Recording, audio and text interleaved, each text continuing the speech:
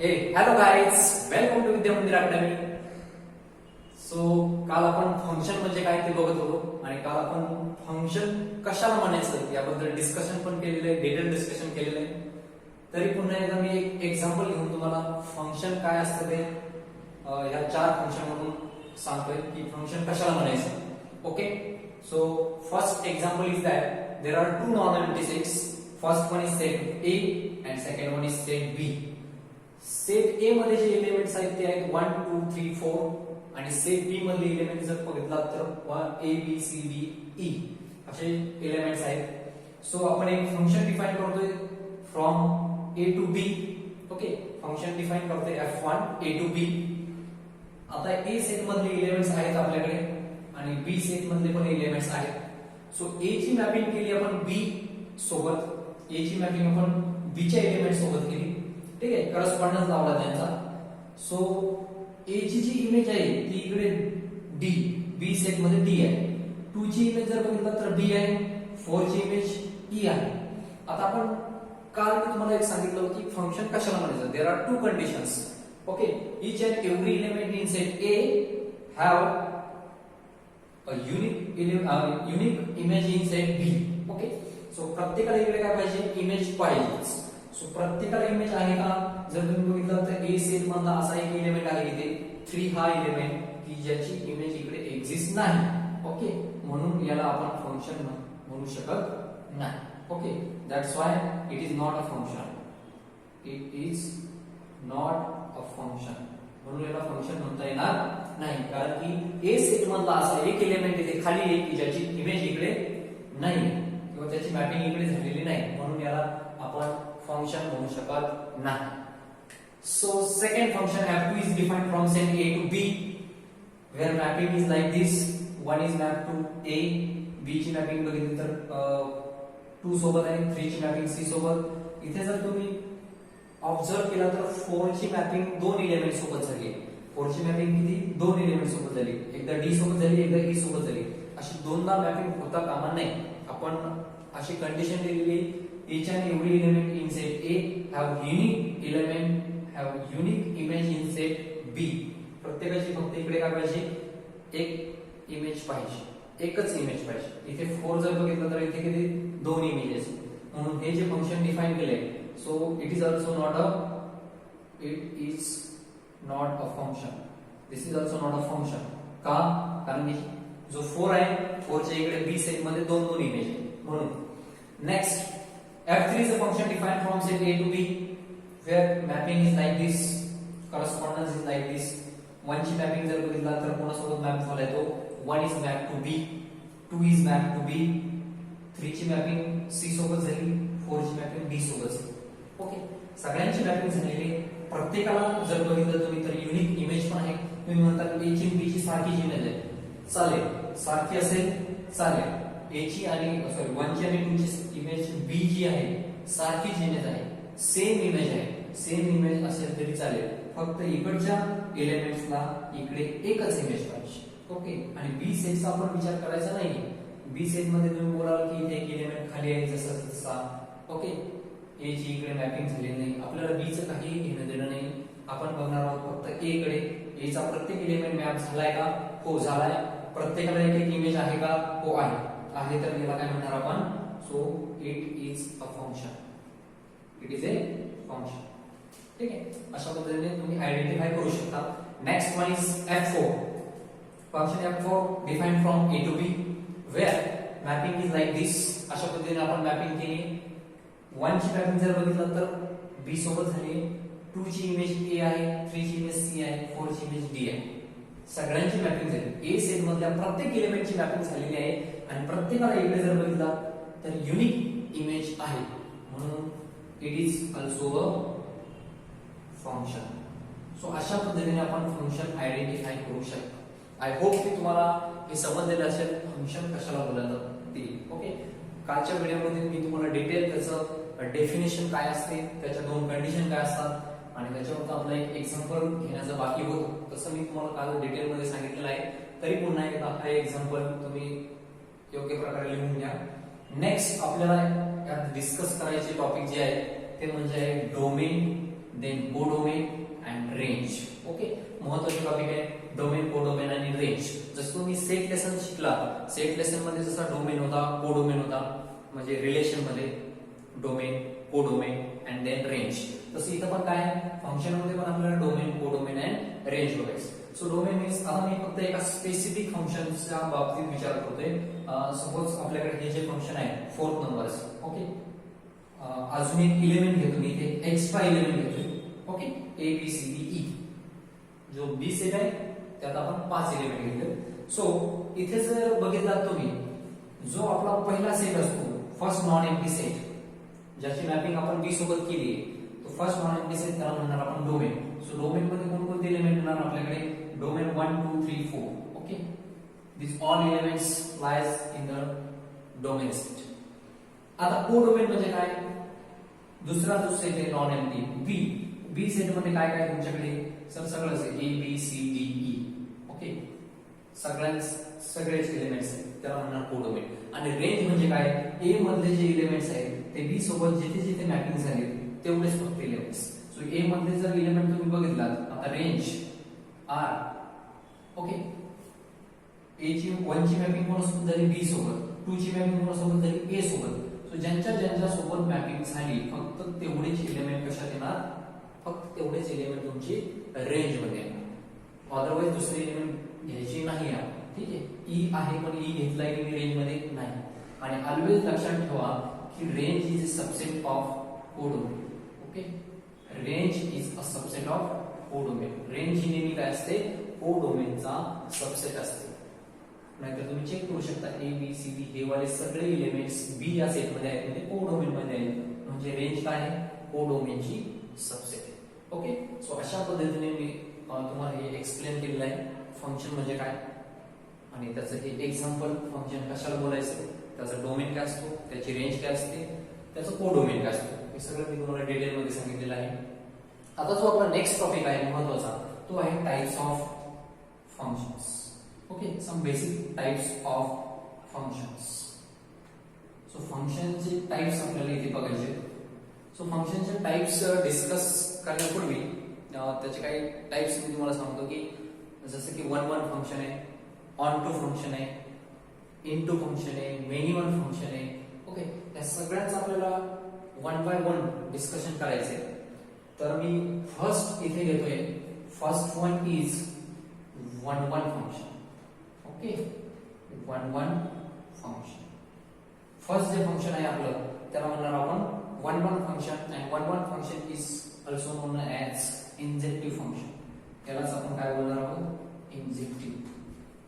Okay, 1 1 function और it is also called as a injective function. So याची definition काय असते, आता याची डेफिनेशन मी तुम्हाला थोडक्यात सांगतो.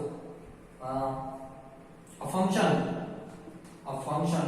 Okay, F from A to बी, फंक्शनला आपण असं दाखवतो एफ फ्रॉम ए टू बी.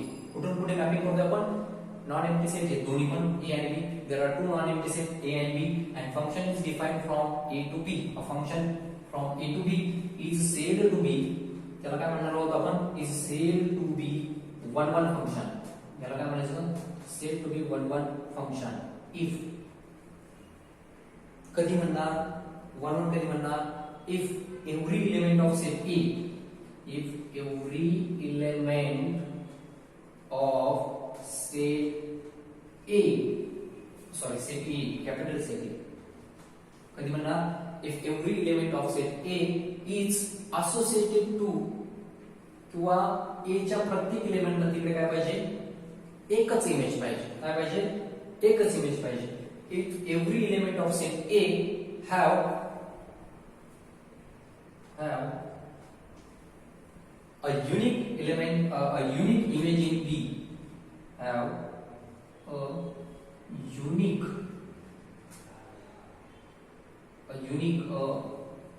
थोडासा चेंज करतोय मी. A function f from a to b is said to be 1 1 function if different element, एवढी म्हणण्यापेक्षा आपण काय म्हणू, different element in set A, different element of set A have different image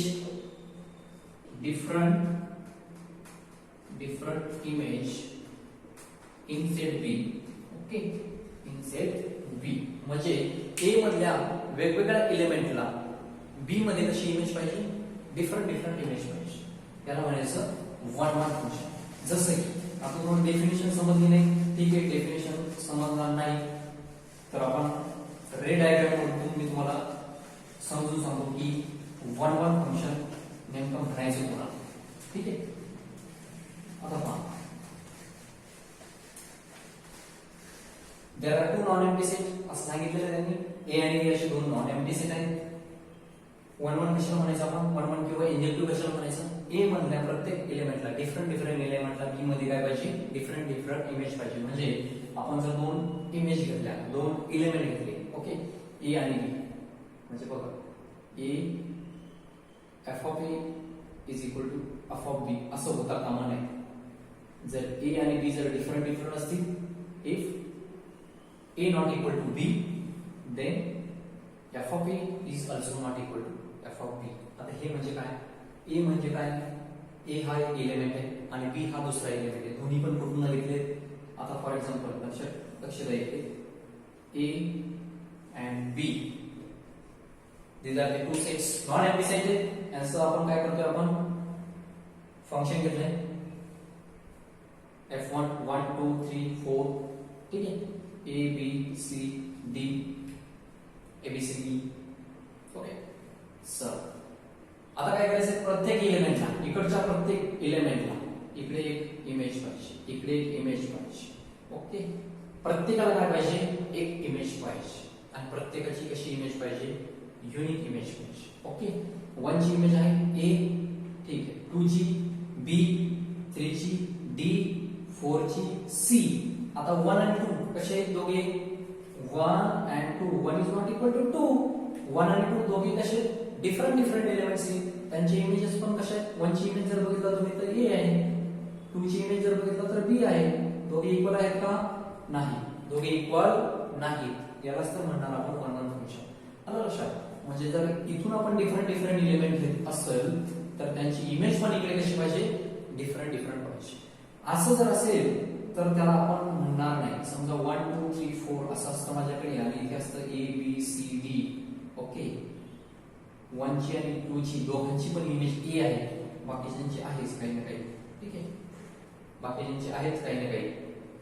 1 ची आणि 2 ची इमेज जर दोघांची पण सारखीच असेल, दोघांची पण सारखीच इमेज असेल तर याला आपण वन वन म्हणू शकत नाही. कारण आपला डेफिनेशन मध्ये आपण काय सांगतोय, ए मधल्या प्रत्येक एलिमेंटला, डिफरंट एलिमेंटला बी मधल्या डिफरंट इमेजेस पाहिजे. ओके, मग तुम्ही जर इथे 1 आणि 2 ची इमेज जर सारखीच दाखवत असाल तर याला आपण वन वन म्हणू शकत नाही. This is not a one one function. सोप्या भाषेत जर सांगायचं ठरलं तर नीट लक्ष द्या. दैनंदिन जीवनातलं एक एक्झाम्पल देऊन सांगतो तुम्हाला. हा जो सेट आहे तो सगळ्या बॉयफ्रेंडचा सेट आहे. हा जो सेट आहे ए सेट तो सगळ्या बॉयफ्रेंडचा सेट आहे.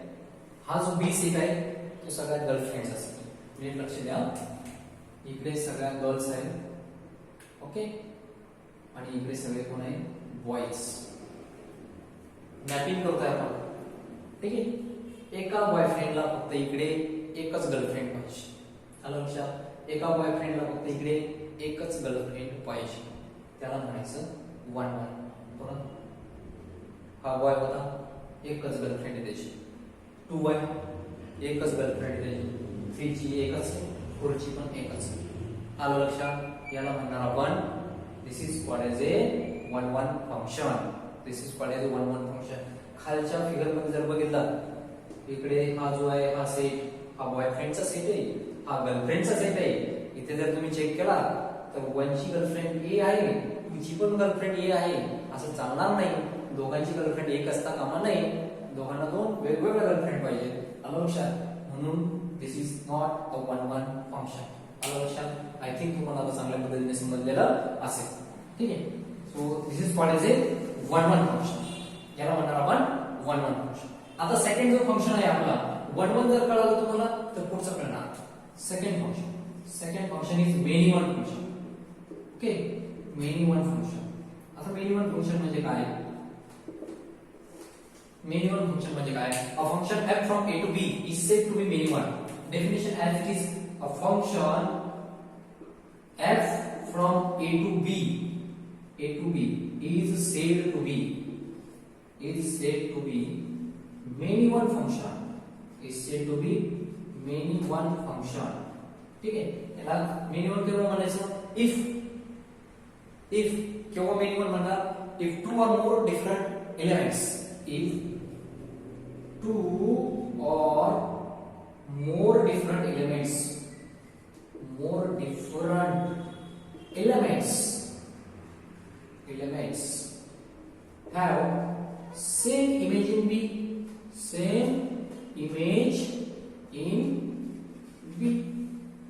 जर A या सेट मधल्या दोन किंवा दोन पेक्षा जास्त एलिमेंट्सला सारखीच इमेज असेल तर त्याला आपण काय म्हणणार आहोत? That is called as A many one function. ठीक आहे, चला तर आपण इथे मेनी वन फंक्शनचे एक एक्झाम्पल बघूया. ठीक आहे,